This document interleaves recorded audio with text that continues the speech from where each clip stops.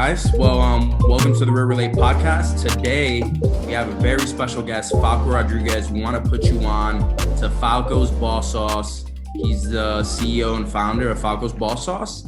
Creates some banging hot sauces, a bunch of different flavors. I think he has the 3-pack bundle that consists of Thai bird chili, smoky pineapple habanero, and green salsa verde. And he recently came out with a spicy kimchi. And very recently, like probably a couple weeks ago, he came out with an apple ghost pepper hot sauce as well. So 5 in the current lineup, and based out of Roxbury, small local business, just trying to, put you guys onto this awesome sauce, man. So Falco, do you want to go ahead and introduce yourself real quick? Yeah, appreciate you guys for having me on the Real Relate. Love what you guys are doing, spreading the word, spreading just the energy that, people need to keep growing. And that's awesome what you guys are doing. But other than that, man, my name is Falco. I was born and raised in Boston. I was a chef for 10 years. And then I went to Toast. That's where I met Brandon, in Austin. So, that's where I kind of started experimenting with Bauce sauce and because I was always bringing hot sauces to friends' party. Oh, is there gonna be food? I'll bring a bottle of hot sauce that would be unlabeled and just put it on the table, and people would just try it and they'd be like, "Oh, what is this?" But I started doing that at Toast. I would just put the hot sauce by my desk because I put hot sauce on all my food also too. So, gotta have your own, right? So people started "Hey, what is this? Let me try it." So I let them try. They're like, "Hey, can I buy one?" I'm like, "Yeah, sure." So that's kind of where I started all right, you know what? I need to brand this stuff. I need to just do this. This is easier than starting a restaurant for now, So yeah, that's kind of who I am, what I've been doing, and how a little bit of how Falco's Bauce Sauce started. That's crazy, bro. So for me, right, I'm a pussy when it comes to hot sauce. Yeah. I can't deal with any sort of type of heat, man. I'm a type of guy who likes to eat food, and I like to just shove it all in my mouth. I just like to just eat it all, just dump it down there. And the hot sauce to me slows me down because I'm crying, I'm tearing up. But we tried your hot sauce. We'll get it later. And that hot sauce was banging. You know what I mean? We tried, I don't know all the flavors, so don't roast me alive. Yeah. But we tried the red, Barbara, what was the red one? The red one. Thai bird chili. Yeah. That one was fucking gas. And this is coming from a guy who don't really fuck with hot sauce like that. You know what I mean? I know Austin's down there, little spice. He loves. You gotta have it on the Frank's Red Hots, on the eggs and everything. These motherfuckers love hot sauce. They put that shit on everything. But for someone like me who didn't really like it, I was going to just taste it. And when I tried the red one, it was really, really sweet. But it also had a nice little kick at the end. For me, personally, And the other ones kind of tasted like a seasoning. You would put it on a piece of chicken and it's got a little heat to it, but but it's more about flavoring. You know what I mean? That's how I took it. But you've been doing great, man. I love how you were in the office, have your own Bauce sauce. It wasn't even Bauce sauce then, just a bottle. Yep. And you're like, yo, man, motherfucker, I gotta start fucking making money off this shit. You know what I mean? Start fucking charging people for this shit. But that's crazy, man. Where'd you come up with the idea to really, besides just bringing in Toast and having it around you, what's really your process with the sauces, man? How you make them and shit like that? So I like spice. I just don't like a hot sauce that just tastes like vinegar. Yeah. It's got a little bit of kick, but it's really just like a spicy vinegar. It's like a dressing, salad dressing. I don't like that, So, and then I don't like other sauces that don't have flavors. You want to use hot sauce, but people like the spicy, but you got to have something that's flavorful with that spice too.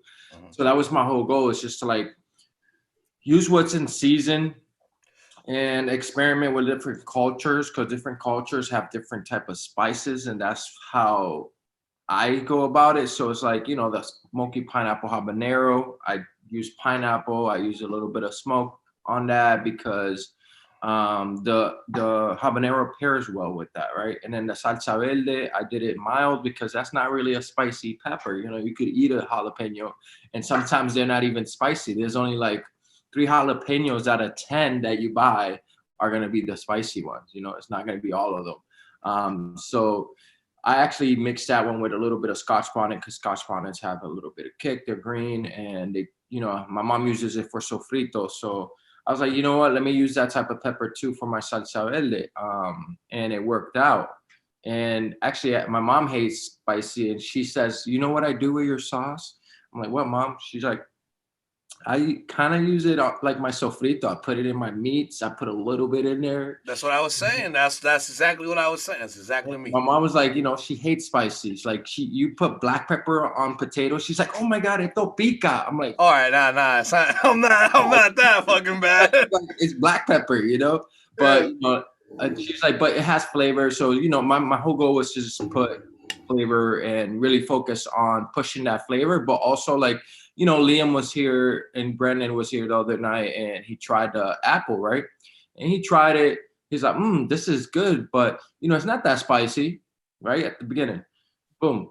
Maybe like a minute goes by, he's on the phone and he's just like scratching his tongue with his with his fingers, just like, this is spicy, you know, because that's the type of pepper that like starts off like you don't feel it, you get all the flavors, but all of a sudden it just creeps up on you like whoop, and like all of a sudden you get this, you're sweating, you're gonna be sweating after that. So it's just understanding your peppers and your ingredients, and that's how you could like pair them with different stuff. And it's like that's where my chef background comes from, you know. Like I could taste something and be like, all right, this has that. I don't like that they put this, like nutmeg. You know, some people put nutmeg in their potatoes or mac and cheese, and I don't like it. And I could tell when people do that. But you know, that I want people to tell that those ingredients are there. So if you read my labels, I want you to know that you're gonna taste those things that are on that label. So if you see ginger, you're gonna try the Thai bird and be like, oh man, I tasted ginger. If you see like the lemongrass, you're gonna get a slight of like that lemon, like citrusy, like hint coming through. So like I really want, I want to like master each flavor coming in, and you know I use my recipes are like in grams, so like that they're more accurate, because you could be off by 10 grams and it'll be fine. But if you're off by like a cup or two, it'll taste like a different sauce. So, you know, it's more about consistency and things like that. So, damn, you really, so you really about it, man. You really in there, like you making sure this shit is fire. You know what I mean? Yeah. That's it goes, right? It goes. You know? Yeah, it's you trying to make that shit like 100%. Like you're not fucking around. I love that because like as someone like a consumer like myself and these guys here, like we want to know like what kind of effort you putting into it. You just shoving peppers in a bottle with a little bit of hot, you know what I mean? Like what are you doing? But it sounds like you're really taking care of the whole process from beginning to end, and you care about every single ingredient. And that's what you do when you buy local and you like we support each other. It's like, yo, you really going hand for this, you know? You're not like just dumping 5,000 bottles or 50,000 bottles and just like letting that shit go. You really, you really care about your product. And it's not care about my product. It's care about, you know, my passion towards like flavor and spice. So it's like sharing that with people, not just saying like, hey, try this, you know, like when I'm making a sauce, like I got 2 sauces I can't tell anybody because I'm collaborating with somebody with these 2 sauces that are coming out. But we're coming out with 2 more sauces that are going to be my limited edition, right? But with this limited edition hot sauces, what I do is like I test the recipe as many times as it needs to be tested before it's right. But once it's right, I got the recipe right, and now I could like multiply that by the amount of bottles I want to produce of it, and only say, hey, I'm only making this much. Like I don't want to like keep adding hot sauce to my lineup and just having to be worried about making all those hot sauces and having them on a thing. I want to make them once a year, and sometimes I won't even make them again. So that's why if there's a limited edition, like people like my sauce, they should try it because they might not even be able to try it again. Because look, the kimchi one, I could make it again, but I'm gonna have to wait till like it's get us like spring maybe or so. But like the ghost pepper, I only got like 10, 20 pounds of that ghost pepper from a local farm. That's all they had. So that's why it's a limited edition, because I was only able to make a certain amount with the amount of peppers that I had. You know, I also went to like a farm, like I got Wixon apples. I went to pick them myself. And I went to talk to the farmer, like, hey, what apple would you pair with paprika? What apples have like the most like flavor when you pickle them or when you ferment them? And he said, hey, go with these. These ones, they use them for hard ciders and they go really well with like spice. I'm like, cool. So he gave me his suggestion because I had like 20 apples to choose from. And I'm like, oh my God, I feel overwhelmed.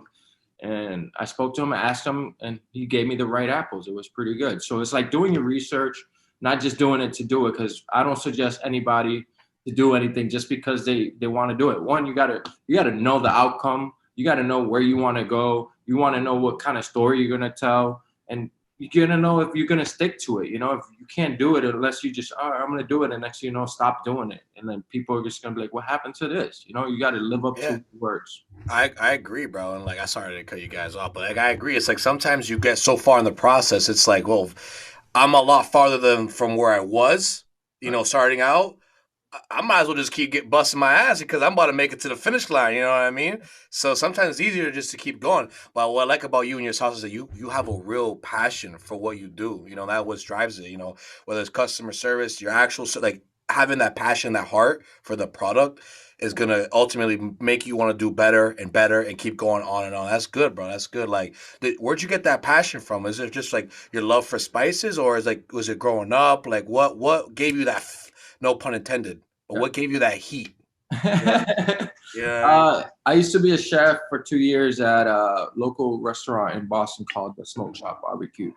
And we only did barbecue sauces for the table. We never had like our own hot sauces. So me and the owner decided to say, hey, let's try to put some hot sauces. People keep asking us if we make our own hot sauce, and we should like offer some type of hot sauce. And you know, me and him like made a Reaper sauce together, right? And it was like a hot Reaper sauce. Like I had to go to the table and like have him sign a waiver, like, hey, just so you know, this is what's gonna happen. You need to sign this.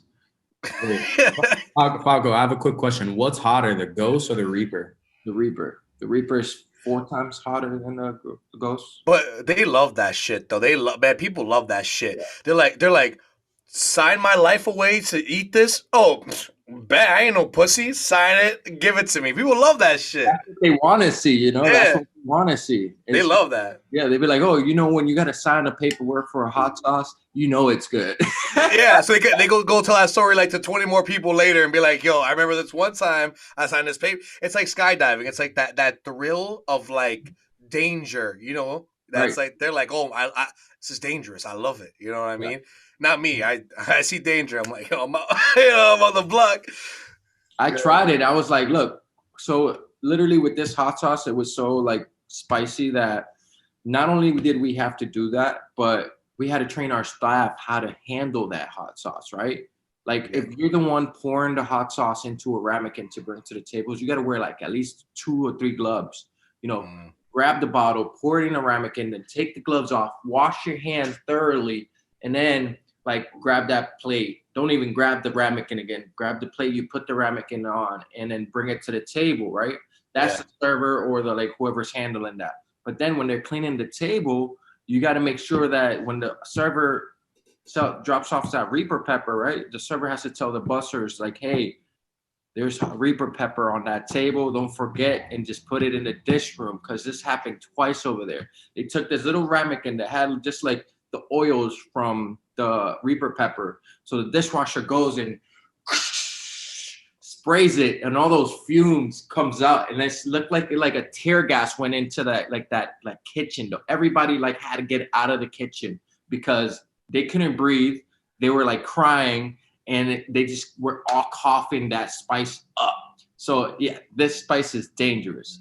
So that's like kind of like the process of dealing with peppers. Like even when I'm dealing with like certain people that Ghost, I had to be careful, because if I like processed it and touched my face, let's just say it's not it burns like pretty bad. Yeah, you're saying 2 to 3 layers of gloves, right? Because that stuff can be corrosive to your skin, which is that's no wonder people were signing a waiver. That's the point I'm trying to get to. the oils from that is a pretty serious pepper. Like this year, I had 3 Reaper pepper plants. I wanted to grow my own Reaper because we don't have that many farms out here that are growing Reaper peppers, and there was only one that grew them, but unfortunately they didn't yield enough for me to buy from them. Also, I only yielded a pound of the Reaper pepper. So if I do come out with a Reaper pepper this year, it's going to be like, I don't know, like 30 bottles. Like not even 30 bottles. It's probably going to be, I don't know. It depends what that pound. I want it to be as spicy. So this one, there's no need to add flavor to this one. There's no need to add flavor to this one. I'm just gonna call it just pepper, because it's literally gonna be just pepper. Pepper. Talk about having limited edition sauces. That'll be one of them, right? Yeah, exactly. Super exclusive. I'm kind of scared. I'm kind of scared. Jose, you're trying that one now. Just saying. Nah, I tried this. I was in El Paso, Texas, visiting my cousin Fabi, and he took me to his parents. They're Mexican. They love hot sauce and stuff like that. And again, I'm not a big fan because it's really hot for me. And they think it's funny to take people like me out to this. There's a certain restaurant they took me to out there, and they had the gold. I think they had some sort of really. It was like a black skull, black background, like type of, and they're like same thing. I had to sign a piece of paper or whatever, but I'm like, I'm not a pussy. Like I'm gonna do it. You know what I mean? So they gave me like a really small chip, and they let me like dump it into like this little like white thing. Mm-hmm. I dumped it and I tried it, and I said like, yo, this is nothing. Like I'm good. I sit down at the table. About like a minute, 2 goes by, and I'm getting like really like lightheaded. I'm getting like really dizzy. And I'm like, yo, like, I'm having trouble breathing. Like, I'm like, yo, this is bad. Yeah. Like, I wanted to fight someone, but I wanted to blame someone, but I couldn't fucking blame anyone. You know what I mean? For yourself, you're like, I'm going to take this challenge. And the thing is, like, it just got worse. Like, I was sweating. Like, it got, like, really, like, it got progressively worse and worse. And I just sat there to myself and I said, oh my God, like this is not going to stop. And I'm going to feel like this for the rest of my life. Right. I was sweating. I was crying. I was having trouble breathing. I was palpitating. It was bad. You didn't do milk? They didn't give you any milk? I ain't no bitch. I ain't no I ain't no. I'm in the back of the car. Like I'm in like, I was in like the trunk of the car, like crying. And like asking for like, it got to a point where like I needed to go to the store and like get milk, and like I couldn't walk at one point. It was bad. It was really bad. Hurt the next day. Yeah, I felt like I was hungover the next day. Yeah, it was bad. I definitely was out of shape. I mean, I'm out of shape in general, but like 2-3 days I was out for the count for sure. Yeah, man. That would do it to you. And it's like there's this guy. So. I think his name is John Curry. He's out of North Carolina. He's the guy that actually created the Reaper pepper. He designed it. He was like addicted to like heroin, and then all of a sudden he bit into a pepper, and it gave him that same rush that heroin gave him. So he quit heroin and just started growing his own peppers. And like now he created the world's hottest pepper. He started breeding these plants and stuff, but rumor has it, because I watched this show, I think We Are Champions, I think it's called, and they did a chili pepper eating contest, right? And one of the guys that I networked with and like kind of like got cool with is Johnny Scoville. He's the bald guy with like the braided like goatee. And the guy that was supplying the peppers for this competition was Ed Curry. Ed Curry, not John Curry, Ed Curry. And he said in this like competition in the back of his like pepper farm, they were like discussing which pepper they was choosing and why they were choosing. He's like, hey, by the way, guys, there's some peppers that we bred that are spicier than the Reaper pepper that we haven't talked to anybody about or told anybody about yet. So I can't wait for him to actually like either start selling the seeds, so like purveyors or people that grow these peppers can grow them, so you could buy them in bulk and other people could try them. But He said it. He's like, yo, I got some peppers that are stronger than the Reaper peppers, and I'm bringing them out for this competition. So he brought it out for those competition, and literally, did you know, like, these people were eating so much peppers, but then when these ones came out, like, you know, one or two, they're like, they got up, like, I can't take this. They're crying, like, ugh. Yeah, Like, it's just pushing people. It's just their tolerance. They're pushing people to the limit. They just want to keep getting pushed and push and push and push. That's great. I actually looked you up on YouTube, and there's a guy that reviews your sauces too. yeah, Johnny Scoville. That's the guy. That's the guy, right? That's the guy. Yeah. Yeah, that's crazy. I was like, oh shit, he's on YouTube. Like he's reviewing his sauces and shit. That's lit. I reached out to him. I was like, hey, you know, like, it's not gonna hurt me. The worst he could say is no, right? But I was like, hey, I want to send you my hot sauce. Or, like, you know, can you review them? I would really appreciate it. And he was like, yeah, here's my PO box number. Send it right over. So, you know, he sent it right over, and started reviewing them. I didn't even like ask him to do it. Well, I kind of did, but you know, I was more like, hey, let me send you my sauce because I know what you're gonna do. Yeah, exactly. I mean, you're right, but I saw, I noticed that. That was pretty lit, though. That's pretty dope. That's for sure.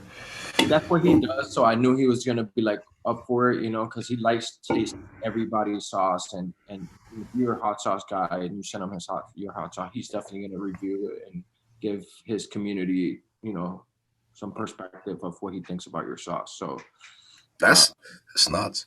yeah. Falco, you're kind of getting into it already, but I'm curious. You're so passionate about the food that you pick, you know, to put into these sauces, and then I want you to talk more now about kind of what it's been like to build the brand around it. You obviously the sauce and how it tastes and how good it is the base, but you've done so many more awesome things. Like the aesthetic of your social media and how you've put that together is just awe-inspiring in and of itself. So I want you to dive into that and talk about how you're passionate about that and what you've been building around it.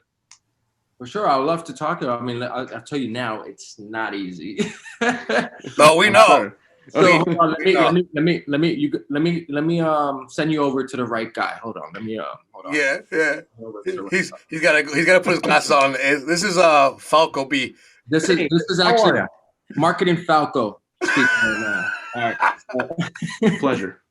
So you got to play so many different roles in this company. You know, I don't have the money to pay anybody to do things. I could outsource certain things, but I can't like afford to like pay what a lot of people pay for it, right? So yeah, so when it comes to marketing, I took like Google Analytics free like certificate class and whatnot, and I took that, and then I also was like reading on what to do to network online and how to grow your Instagram. And really what it is being engaging. And I like to build friends. I like to talk to people, especially if they're in the same community that I am. So one of the steps I took to develop the Instagram specifically and part of the brand and grow it was I looked up hashtag hot sauce, boom. And then I saw who was posting, and I would be like, oh, look at this person's a reviewer. Let me follow them.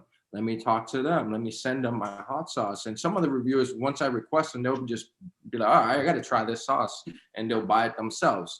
But some of them, I would just be like, yo, I'll send it to you. Don't worry about it. Like, just try it, you know, and this network. And, you know, the beginning of it, I would be like, hey, I'm going to send you one for you. And then let's give away to your audience a set of hot sauces just for supporting the cost and being part of this community. Because it is a community. And I feel like last year was the year that hot sauce kind of blew up. There was like other hot sauces that came out of nowhere. I'm just like, whoa, what's going on here now? Now everybody wants to have a hot sauce company. But that was just me and how I felt. Maybe it's probably been going on for a while. And yet last year was just the year it boomed due to COVID.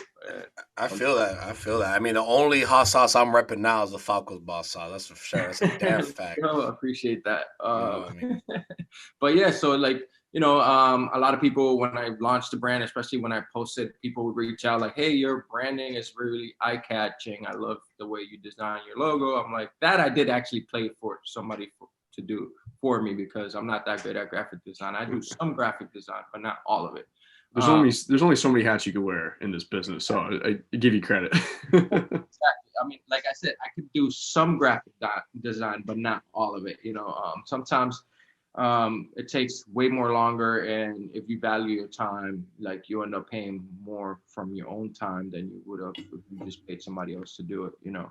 So I kind of do that sometimes when I could afford it, when you know Boss Sauce take its own revenue to like, you know, keep it growing. So yeah, so when it comes to like video and like content creation, I, you know, when I first said, hey, you know, I got laid off from my job, and I was like, hey, what's gonna get me there? And part of doing that is like, I'm not just gonna make a hot sauce and a website. How am I gonna get the traffic to my website for people to buy it? So, you know, platforms are there for you to build a community and, you know, spread the word about your product and what you're doing. So I took to that and, you know, hit the gas, and I didn't want any breaks. I just like, what do I need? A camera? Let me get a camera. Like, I want to buy a camera. I bought a camera. I'm like, oh shoot, I need lenses. And then I looked at lenses. I'm like, oh shoot, they're really expensive. Yes, they are. Yes, they are. Yeah. So, you know, I was like, you know what? I'm committed. Let's do it. And it's gonna help me insensitize myself to like actually use it and produce and put some time to like not just like, oh, take a picture.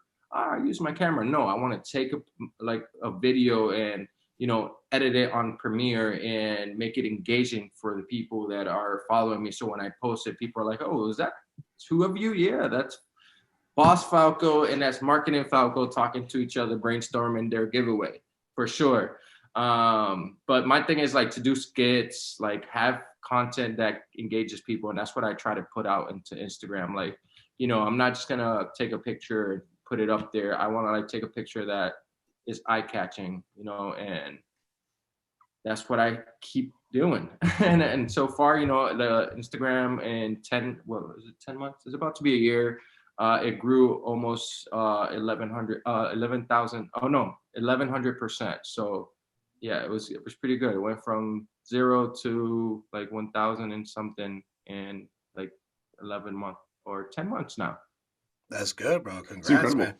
So it's like, if you think about it, like a monthly rate of 100%. So I actually like it, and I'm gonna keep trying to grow it, and learn more things. Like trying to keep up with the algorithm. Is all an algorithm, man. Everything has this algorithm, and then there's a way to get into this algorithm, and you just gotta keep doing it. Don't stop.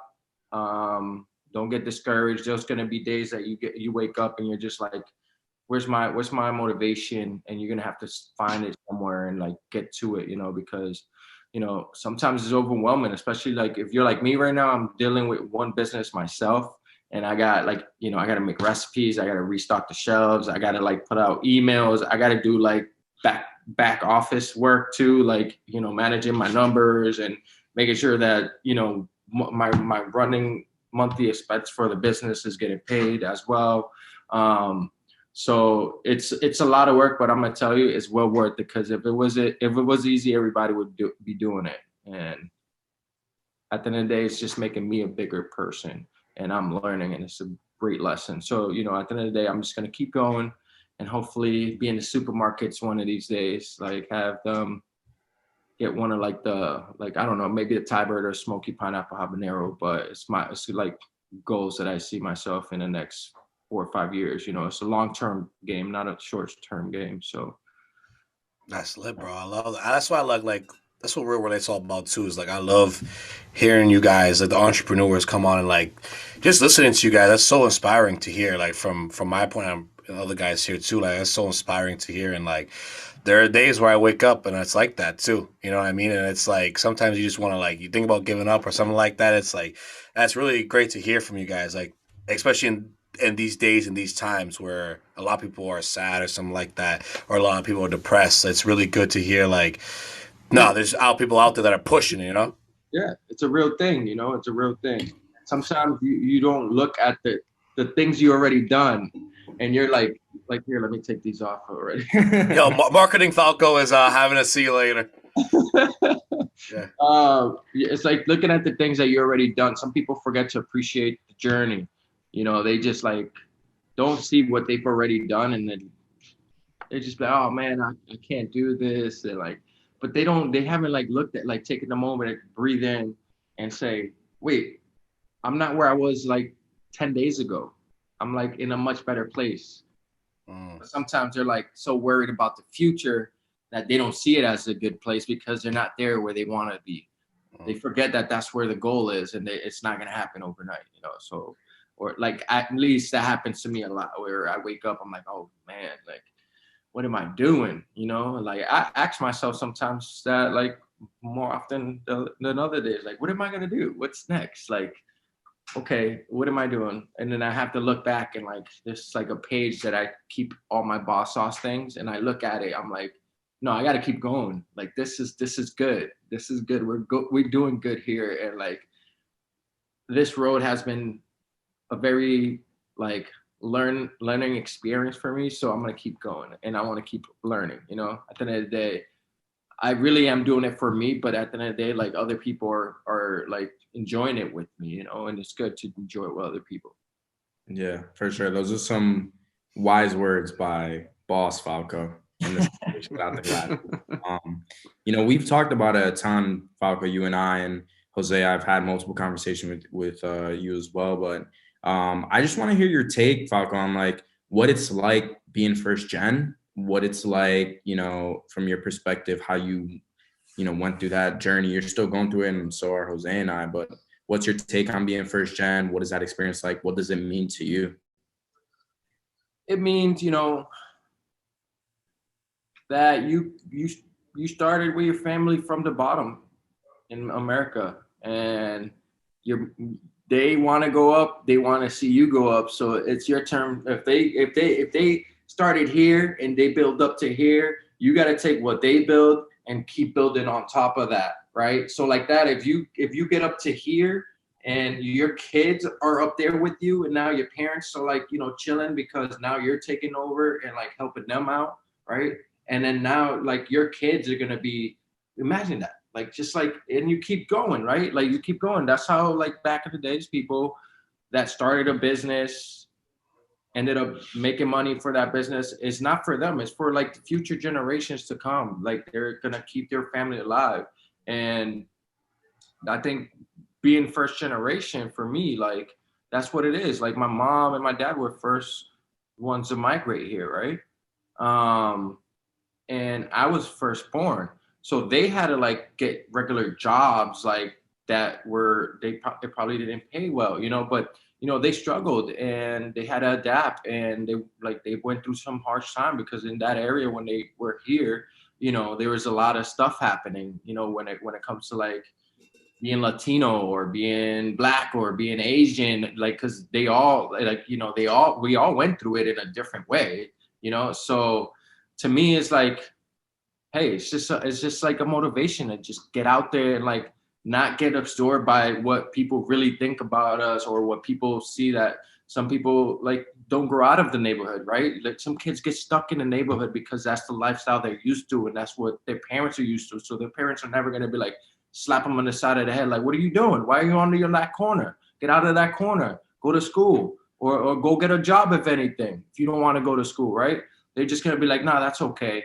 But some people have kids that the family's still doing that, but the kid doesn't want to do that. So that's when they move up and like try to like, hey, I'm gonna go to school, or hey, I'm gonna start working now and saving my money so I can buy a house or something, or I could build something. And it's just part of like just getting out of that zone and being open-minded, like learning. Like you guys probably learned from Austin, right? You probably learned from Brendan. Liam probably learned, Brendan learned from Liam. I learned from a lot of people that I surrounded myself by. And I try to surround myself by a lot of people and learn from them. Like if I could grow with that person and grow as a person myself, then I would welcome any relationship in my life that's like that. Yeah, well, you think about that. It's like then you surround yourself with good people, but the knowledge and everyone has like Austin. We'll use me and Austin for an example here. Like I learn a lot from Austin. Austin has his own ways, things that he's teaching me, blah blah blah, whatever. Right, for example.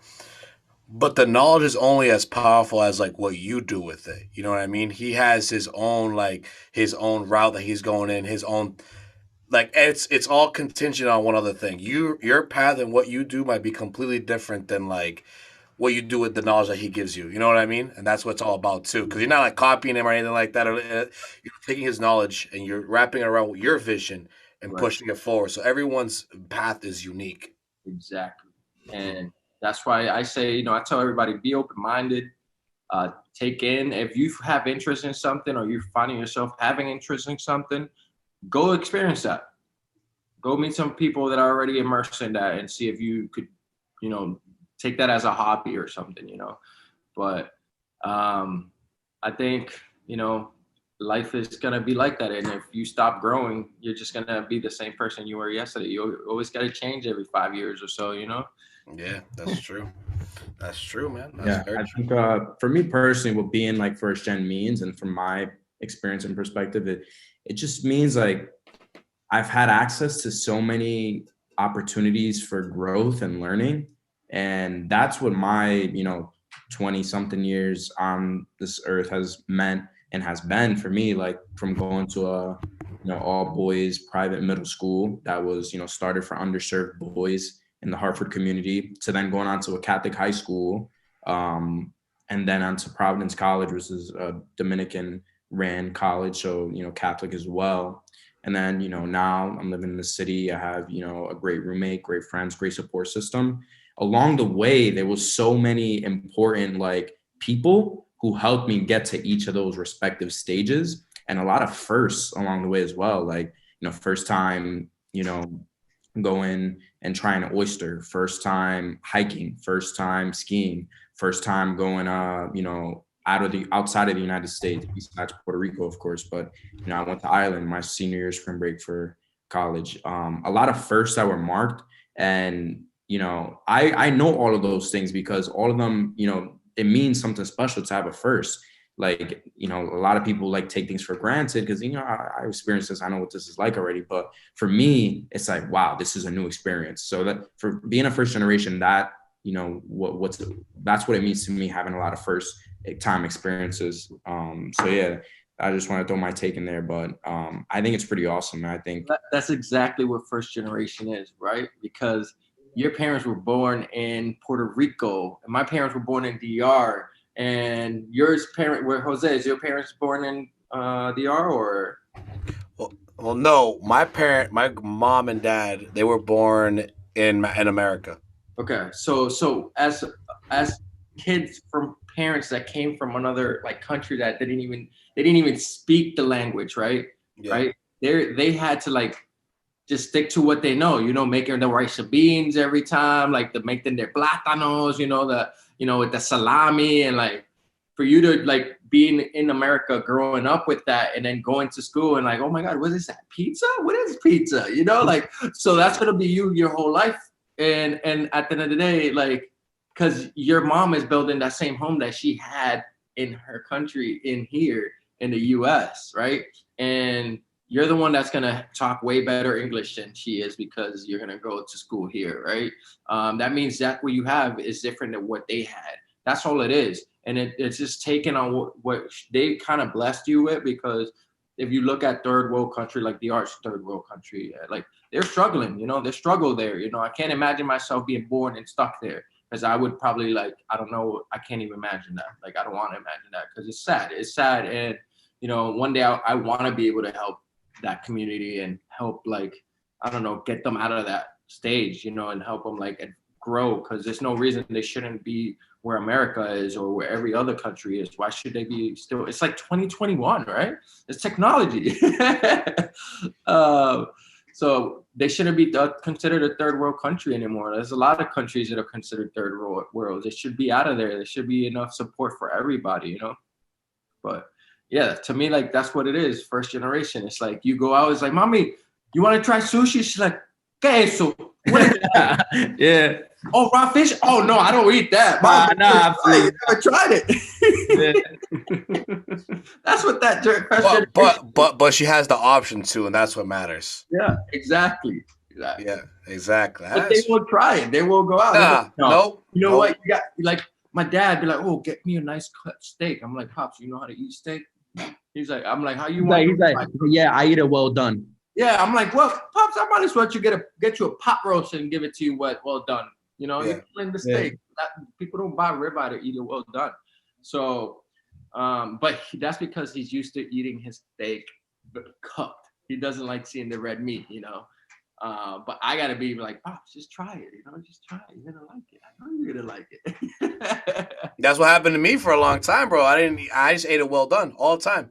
Yeah, Because that's what I was raised. That's what I was raised to do. We sacrifice a great cow for that little part that they render. Well, pounds that they only render out of each cow, man. That's how special it is. No, I feel it, but the thing was with me was like they always told me that it was just if you saw it red, that means it wasn't cooked, and that means that you had to you could get sick. With chicken, you get sick. It would be different, Chicken, Yeah. you want to eat that. Pork, you don't want to eat that. Yeah. Steak, So I started getting older, and then I started seeing things, and I started like looking at it and being like, wait a minute, they like it red, and then you get curious. It's the same thing that affected with trying the sauces. It's like, wait a minute, there's more hot it can get. You know what I mean? You could excite me even more. You know what I mean? Like that's what it is. It's the interest in it, and then eventually some goofball comes around and tells me to try it, and I try it because I'm like hammered or curious. Yeah. And then we get it, and then we try it, and wow, then you love it, and that's how you change the cycle, just like that. Exactly. It's just like that. It's changed. Yeah.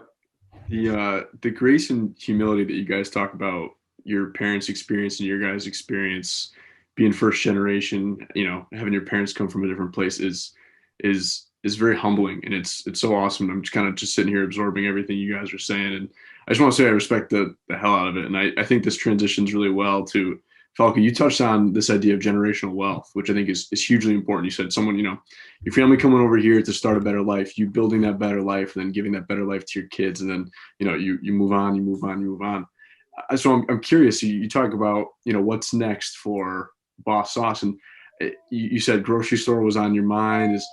Is there a restaurant in mind at some point? You're a chef. I know that's kind of top of mind. So I want to hear what your thoughts are. What's the building blocks? What's next for you and Bauce Sauce? That's a good question. People ask me, why hot sauce? Why not a restaurant? Yeah. All right. Well, let's think about it. Like, my family aren't rich, right? I don't have a lot of money. What's more feasible? So, I said, let's start with the hot sauce. One, it's going to teach me a lot of the things I need to know about starting a business. One, the starter cost is way less than it would be for a restaurant. So I was like, yeah, let's do this, because, at the end of the day, just because I didn't choose to do a restaurant, that doesn't mean I can't ever do a restaurant. Like, I could always do a restaurant. You could always do anything. So I ended up choosing a hot sauce, and I'm like, you know what, this isn't gonna grow. Like, the prediction is right now, I got the numbers right now. So the prediction it's worth, I want to say $2.7 billion globally as a business, the hot sauce community. And then by 2026, it's going to be worth $4.7 billion globally. So if I could be one of those companies taking like 500 mil a year out of that, like, I'll take it, right? Or even 250. I'll take it. That's a big market. It's a big market cap. There's space to operate. You're absolutely right. Exactly. There's space to operate, and people like to try new things. Like, once it was only tobacco, right? Once it was only Tabasco, right? Because they were the first one to create hot sauce, right? Once it was just them. And now you got Sriracha, you got Cholula, you got French, you got all this stuff. So it's all about, building a family, building a loyal community, and giving the people what they want. And as long as you make something great and you do the right marketing and use the data that you have for this and the numbers, you are able to change the patterns as a company to give the consumer what they want. So that's pretty much what I kind of like try to do. And I think what people like the limited edition stuff. Like, they like my regular staple, but they like, oh my God, this is new. This is new. Let's get it. And it's not going to be around for so long. But yeah, for now, like, I'm going to continue doing that. My whole goal was to like do pop-ups, like hit up friends' restaurant, like, hey, can I do a pop-up here? I'll be like, either like the pop-up the menu would be based out of like everything that I would like pair with my hot sauce, right? So right now I'm actually working on my next thing, which is like, I sent stickers out with every order that I sell out, right? But now I'm going to switch that around, right? I'm going to make it more benefits. Like, people like stickers, yes. But I think what's going to be better if I create a little flashcard where if you got the pineapple habanero, on one side there's going to be a cocktail recipe for that hot sauce, and then on the other side there's going to be a whole menu that you could do. Like here, you could make these 2 appetizers. You can make this whole main dish. You know, it's going to be things you could do with it. So not only you got a hot sauce, but now you got some recipes you could try that are going to be really good with the spice that you want. You know, so that's going to be the goal, to like switch that up. And then as far as pop-ups going, I'm still working on it. It's still in the like idea stage. And right now I'm working with my friend for logistics for wholesales. So he sells water right now to the supermarkets, and he volunteered to help me out and create like show me how he goes about selling and contacting these purveyors and things like that to sell the water and things like that. He tells like, hey, this is how it works. Like, you know, this logistically, this is how you do it. This is how you got to price it out. This is how you price your hot sauce for them to buy it.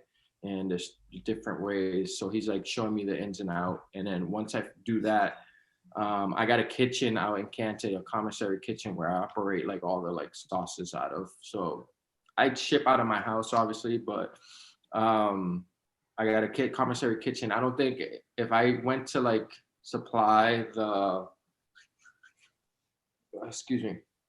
wholesale like supermarket world, I would have to go into like Commonwealth Kitchen, because Commonwealth Kitchen has like the actual machine to label your bottle for you. And if it's like 50,000 units, I'm not gonna do that by hand.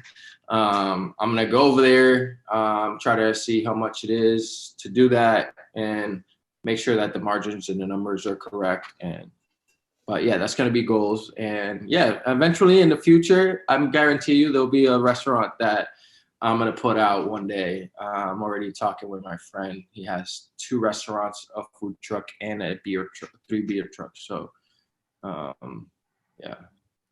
You're operating in the right space and you're talking to the right people. So it sounds like it's all good things. And I selfishly, I can't wait to eat at Bauce Sauce Restaurant, if that's the name, whatever you end up calling it. I can't wait to eat your food and to do all that. We'll make sure that'll be, you know, tasty and spicy at the same time. Love it. Jose's not invited. No, I'm kidding. He's the first one there.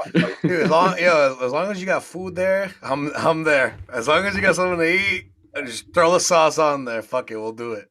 So I'm Asian by proxy, because, you know, my girlfriend's Asian, and like I love cooking Asian food. Like that's like one of the things. Like people be like, "What's your favorite thing to cook?" Like honestly, I like cooking everything, but what I cook mainly in the house is Asian like food. Like my girlfriend is like always surprised, like, "Babe, this is actually really good." I'm like, "Oh, okay." It's like the tradition, because I went to travel with her, right? And I know what traditional food is. I know what fusion is, so I know it's like, oh, this is it. Like this is Chinese, but it's not like the traditional like way of doing it, you know. But I like digging into that and learning about it. But you know, I Dominican food. You want what you want. Like I could make that with my eyes closed. It's like, you know, but you know, it's all about like, you know, diving into other cultures, because that's where the flavor is. You know, like, you know, there's like, you know how Spanish food like beans. Mediterranean people like garbanzo stews, like they use garbanzo, they use the white beans, you know, like, and it tastes kind of the similar. They just got different spices that they put in it, you know. We like cilantro, they like cumin, like cool, you know, or they like coriander. So it's all different. It's like we all have kind of the same dishes, like, but they all taste differently. So I like that, you know. That's why I'm not afraid to go into the hot sauce market, because if you take all the ingredients, if I gave you or each of you the ingredients for making the Thai bird, I guarantee you that none of you are going to come up with like the same taste that I do, because of the cooking process. I guarantee you, like I should do that. I should record a video where I'm like, all right, bet. All right, we're coming over in 20. Bet. Let's do it. So every time people are going to make it differently. So I'm not afraid of like putting all my ingredients in a bottle, because my competitor could buy it. Go ahead, buy it, try it, and try to replicate it because you like it and you want to like make your own. Perfect. You're gonna make it your own for sure, but it's not gonna taste like mine. Damn, that was so smart. You're right. Falco's like, might be boss sauce, but it's not Falco's boss sauce. Yeah, it might be that rest, like the ingredients in there, but it's not really, you know. My man put the philosophy hat on today, bro. He was like, all right, I'm about to school these motherfuckers. Wait, what? No, you put the philosophy. Yeah, he telling us everything about it. Be like, it's not my sauce though. Yeah, it's not. But that's the brand too. Like in a way, like that's you and your brand. You guys are tied together. Like this is it. You know what I mean? Like no one's they're gonna fuck with you and who you are as well too as a person. You know. And that's the way it is. Like, you know, Austin said it. You know, he's been seeing like part of my brand just grow, right? But I am sure he thought when he saw my brand, I'm sure he thought those days that I'll go to his desk and be like, yo, how you doing, my man? Like, how's everything? I go just talk to you, right? Like my brand is putting that same thing. Like I am that person, and my sauce is gonna delegate that. It's gonna represent that, but I'm gonna also represent my sauces if it goes other ways as well, you know. So it's all about that, you know. As long as you're a good person, man, like people are gonna be respectful and could take what you have, you know. Like if you're rude and all this stuff, like people are not gonna remember that, you know. You're a great storyteller too. So it was like I remember. Yeah, you are. Yeah, give yourself more credit than that. Come on now. I remember you would come over to my section of the office as you're walking in, and it would be like 9:00 in the morning, and you'd have this unlabeled bottle, and you're like, this is some really good hot sauce, you got to try. And you'd walk me through like how you made it, and then like for lunch later that day, you put it on like this 5-star meal that you had prepared the night before, and you walked me through that too. And so I saw it all come together, which was awesome. So that's what drew me to trying, like, you know, we didn't even know each other that long, but that drew me to trying your sauce even when you first, you know, came out with it. And then has seen you grow after. It's all part of your story, your narrative, and that's what's drawn me in. So I think I think you have communicated that very well to everybody else. But if you could do that for everybody that looks at your Instagram page the way you did it for me, you're well on your way to capturing that 500 million bit of market share that you talked about in the global hot sauce industry empire. Yeah. Yo, real quick, Jose, I want you to flesh out the story we had on Friday with those guys, because this is a great story, and Jose's a great storyteller as well. He could tell it better than I did. I couldn't believe this shit that was happening. I woke up the next day and I was like, are we getting commission off those bottles? Cause like we were selling that shit hard as fuck. Like that shit was going, we were going. And this is the first time I've ever really met Falco. You know what I mean? I had never known this guy in my life. You know what I mean?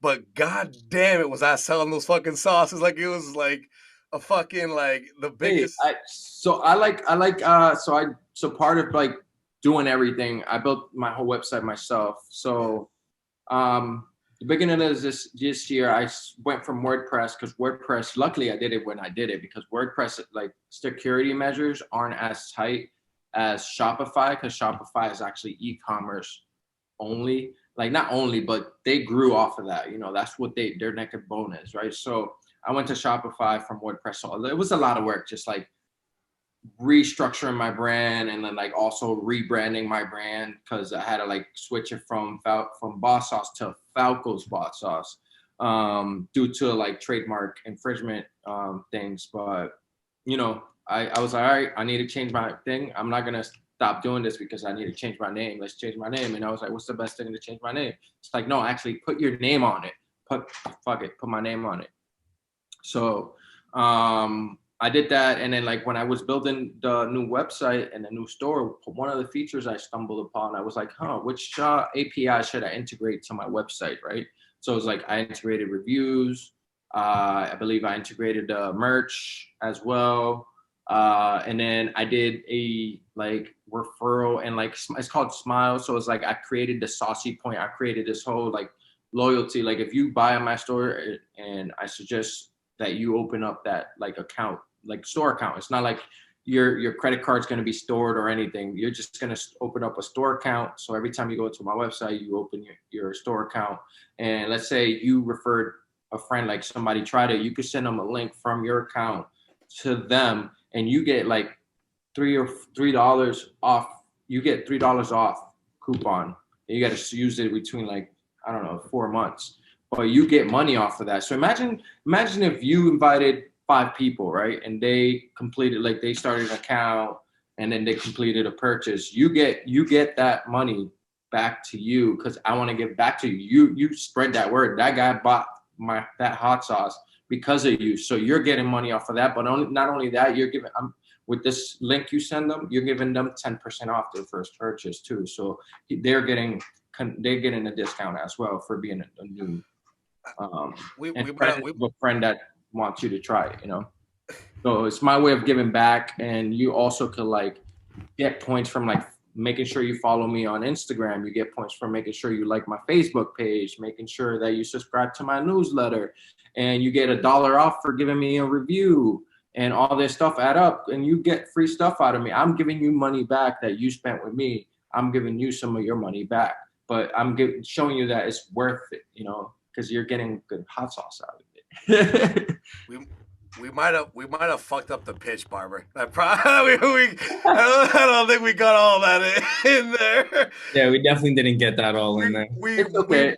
We might have missed a few points. Yeah, it's my fault because so I did a video probably like a month ago of me introducing this program. I don't know if you guys saw it, but I don't think people saw it. So I'm trying to like restructure it to the point where either I just don't offer that, and now I'm offering like free shipping. So if you spent more than $30, now you get free shipping because, you know, that's the margin right there. So I'm like trying to like hook it up so like that people are actually making purchases and not just be like, oh my God, shipping is $8 and the hot sauce cost $30. I'm not, you lose a lot of revenue. Like once I started doing that, I was looking at my analytics, and the conversion rate went from 52% that was leaving out of my store at checkout to 19% that was leaving out of my checkout. So that's like, I cut that in half, and I saw that problem, and I actually fixed it. And I knew that it was shipping, so now I did that, and now people are actually checking out, you know? Yeah. And not only that, I'm eating 32.7%. So if you order the like, let's say, I don't know, the starter pack, right? Which is a 4-ounce, right? I'm eating 32% of the shipping cost too. Like, I'm not charging you the $8. I'm charging you a flat fee of $5. So I'm eating 32% of that shipping for you to buy my sauce. So now it's competitive with other people. So it's like, damn, other hot sauce aren't doing that, you know? I'm not Amazon, but you know, at the end of the day, I like look at my margins, understand my numbers, and I ask myself, am I able to do this? If I'm able to do that, I will do it. Damn. Sounds like we're talking to operations Falco right now. I know. Hold on, I got other glasses I can wear. my man put Amazon Falco right now. Yeah. No, well, based on all those notes, then Barber, you owe me at least $5, and you owe Falco like 10 because those, you know, it was crazy, man. Anyway, listen, real quick, we're at a buddy's house last night. We're at my buddy Bradley Meyer's house last night. We're chilling, drinking at his apartment in Boston. He's in Brookline. And we're all chilling, having a good time. It's a vibe. You know, playing a couple games, relaxing. And to like Barber's point, there was a point where there was a lull. You know what I mean? And I was just like, all right, I'm fucked up. It is what it is. Like, it's like 7 dudes, six. Yeah. You know, just nothing to do. And then I just remember looking at Barber, and Barber looking back at me and giving me a little wink. And then he was like, hey, you guys like hot sauces? And these motherfuckers went bananas. like these guys, you might as well just been like, yo, you guys want to order food out or something like that? They were like, holy shit, hot sauces? Get the fuck out of here. Like I got it on me. I got it on me. Like, yo, it's right here. Yo, what? So I opened my jacket. I start whipping them out. He's like, how many you got in there? You 3 today. You guys planned it all along. You might as well already told them like, yo, I can give you 60 for an ounce, and they'd be like, whoa, you know what I mean? Like, they were like, wait a minute, you know what I mean? But yo, he pulled out the hot sauces. He's like, yo, and we don't just got one. He's like, we got 2 more over here. and they all come up, and we're like, all right, word, bet. So we go in the kitchen, whatever, and we need something to put it on. You know what I mean? I'm like, fuck, like. What do you put with hot sauce? Me, I don't know anything about hot sauce. So I'm like, fuck, what do I do? How old is orange? This banana. They're like, no, you need like chips or something. So I was like, so I go. So I'm like, meat, like you gotta cook it. So I put the meat away, we get chips. We get Brad has like these fucking like crumbs in a bag. And I go, everyone's like, fuck it, let's do it. You know what I mean? I'm like, all right, as long as you guys cool your hands getting dirty. Yeah. So we take a plate out, whatever, boom, we lay it out. We put the sauce, boom, hot, boom, medium, boom, whatever. We put them all there. Get the chips out. We get our little bags. We all put it in there. I go, all right, guys, you guys go first. Good luck. And they're like, salute, because if these shits are hot, I ain't trying it. You know what I mean?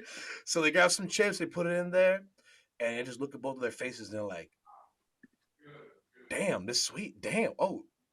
Damn, that's hot. Like, you just see it slowly dying in themselves, you know what I mean? And they start trying all the flavors and start trying everything out, and they're like, damn, this shit is good. You know what I mean? And I go, give me this motherfucking chips. I grab the chips from them, grab it from the bag. I start trying out this shit. I'm like, you know, I know it's hot. I'm getting ready to, I have the tissues next to me, I'm ready to cry. I start putting it in, and I'm like, damn, this shit is really nice, actually. And I tried the mild one or the medium one or the next one, and I was like, damn, this is something really good. I would put this on my meat. I was like, shit, this shit is actually really good. Again, let me the chip, boom. Try the last one. Like, and I looked at all the guys. I go, damn, these are fucking wicked good. And they're like, right. And I said, and I go. So an idea pops in my head, and I go, listen, because I know how this is gonna affect, you know, in the future. I go, listen, I'm gonna give you all three of these sauces right now. They're like, what? And I said, we about to give you all three of these sauces right now. I look at Barbara, I go, I'm gonna pay for all three of these sauces right now. Just give them the sauces. And they're like, really? And I'm like, yeah. And then they start cracking more chips out and they're eating it. And they're like, dude, who made this? Whose is this? And like they're like, yo, these motherfuckers are giving like checking, yo, follow here, follow there, checking shit out. Yeah. They Venmo me for the fucking. I gave them the sauces. I said, don't fucking. I got them. I'll give the money to Barber because they were his. And the Venmoing me like fucking money to pay for it. I just gave it back to him. I was like, yo, here you go. Yeah. And they were like, yo, we're on his subscribers list right now. Like, I want to buy more of these. I want to buy 5 of these packs right now. Right now. Send them to my store. And I'm like, look, shit, that's crazy. So these guys left. They took them. It was what was Barbara's names? It was Nate and Mark. It was Nate and Mark bowling. Shout out to Nate and Mark for trying this shit. Crazy. I've recorded some of it. I'm gonna drop it on Wednesday. Whenever we drop the teaser. Can't wait to see that. Yeah, I can't wait to edit it. But like, you're gonna love it, Falco, because like, remember you were like, I wonder how people say Bauce. Yeah. And we get them in the video like Bauce. Yo, this shit had me dying, dude. This show was perfect. I was like, marketing Falco went over to Liam and Brandon's house, and I was like, Brendan, I kind of want to make a video of people, because people be like, even they see boss, they still spell it out Boss. And I'm like, no, it's not boss. It's Bauce. Yeah, like sure. You had to put some, into it. And some flavor to that. Exactly, because it has flavor and it has a kick sometimes, So you want to put, it's not just boss, it's Bauce, like Bauce. You say sauce, it's Bauce. Oh, hold on. Only a few people say sauce like that. People that got the sauce. You know what I mean? Like if you saying Bauce like boss, then get out. You actually, we don't even buy it. From the heart, you gotta say it from the heart, because that's made from the heart. Made for you. Like that. What's that dude? He's got that sauce called Bam. It's like a sauce called Bam. I don't know.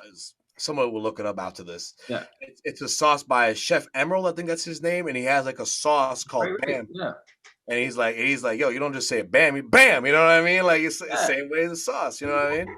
It's so honestly, I'm gonna go back to what you just said about like their reaction. Like if I could put a camera inside the box, so when people open up their packages from ordering like the Bauce sauce, and I could record them like trying it, like that is why I do it, right? Because so when I was a chef at restaurants, I would like send food to the plates, but I also would watch each server or each runner take the food to and my first thing to see and love and enjoy and give me more like motivation to keep doing it is the people going like, they like take their plate and they're like, oh, this is good, right? So they're telling the other, I love that, because that's just like hitting them where it feels good. You like it's taking them somewhere, and I'm taking them. I'm part of like taking that person to that place that they're feeling right now. So it's like, damn, man, like, yeah, like look at that person. You see them like,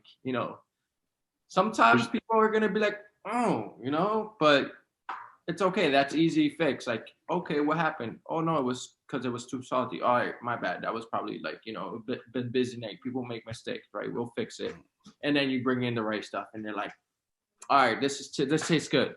This is good. That sounds like your next marketing campaign. Having people film their reactions, send that in, cut that up, put that out on socials. Yeah, that sounds pretty good to me. Right. Yeah, that would be awesome. Like so far, people are just taking pictures of what they're putting it on, which is awesome. So like the salsa verde, a lot of people have been putting that on eggs. I normally put my Thai bird on eggs, but people are like sending me pictures. So I'm gonna have to like try the salsa verde on eggs again. I've tried it before, but I thought the Thai bird was better on eggs. Yeah, I like the Thai bird on eggs, and then the salsa verde I like on meat. Yeah, like on a steak, man. You take a steak, cook it like medium rare, and then you pour the salsa verde, but also sprinkle a little bit of sea salt on top of it. Man, that's like the meal right there. Okay. They're like, I'm hungry now. I'm starving now. I am. Well, dude, Falco, we're coming up on over an hour here. I have like at least one more question, and Austin or Jose might have one, but yeah, if you can have a 5-course meal prepared by any 5 chefs of your choosing, who would they be? 5 of them? Damn, that's a lot of chef. One, rest in peace. The first one I would like to cook me something, rest in peace. That's Anthony Bourdain. I would love to see what he cooked at his home, just like being in his house and seeing what he's cooking his family, what he's cooking himself for a snack. Because that guy knows food and he's probably got some good snacks under his sleeve. But he would be the first person that I would love to cook for me. And then, damn, that's damn, you put me on the spot. So you just do 3 if it's easier. You should have 5 meals cooked by Anthony Bourdain, and you're all set. Yeah, right. Just by him, like he's very like talk about storytelling. He could tell a story, and he has his own story that he struggled with. But damn, so yeah, Anthony Bourdain. I say Gordon Ramsay. Nah, I'll pass. I mean, because he's all about like that, like nothing against him. I got nothing against him at all. Like, he's a legend, but I don't think he's ever been like, you could go to his restaurant in Las Vegas and try his type of menu. Like he's the one probably like he obviously has a say on the menu and what goes in there. He has his exec chef to actually create them, but I'm sure he probably has his few items that he puts on his menu. But yeah, I don't know. That's I tried, I always said David Chang, but I went to his restaurant in New York, so I tried his food. But I mean, I would like to see a 5-course meal out of him at my house. He's also a great guy. Like he won like I think it was like a competition where he opened up a suitcase. He won like $1 million. What's that game show that you answer a question, you pick Deal or no deal? Huh? Deal or no deal? Oh, Jeopardy. I think it was Jeopardy. He was on Jeopardy as a chef, and he won $1 million. And he took that $1 million and gave it back to the industry. That's awesome.